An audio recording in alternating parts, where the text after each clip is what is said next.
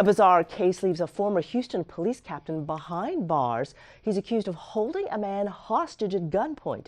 Janelle Ford explains how this is all tied to election fraud claims.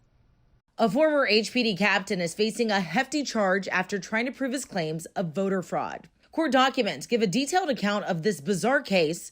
The incident happened back in October, but 63-year-old Mark Aguirre wasn't formally arrested and charged until yesterday. Aguirre told investigators he was part of a group of private citizens called the Liberty Center, and they were conducting a civilian investigation into alleged election fraud. He told HPD he'd been doing surveillance on a man for 4 days. His claim, there were 750,000 fraudulent ballots in a truck he was driving. But detectives say that was far from the case.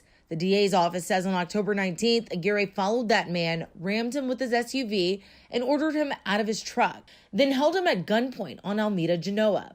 An officer driving by saw what happened and investigated, but found no ballots in the victim's truck. Investigators even went to the victim's house, but never found any evidence of voter fraud, and called the accusations baseless. Instead, they say the victim turned out to be an innocent air conditioner repairman.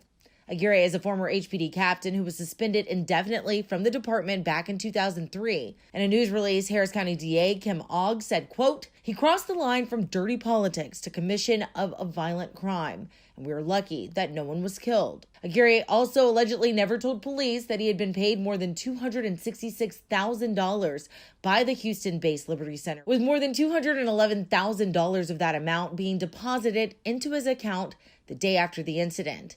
Aguirre is charged with aggravated assault with a deadly weapon. If convicted, he faces up to 20 years in prison.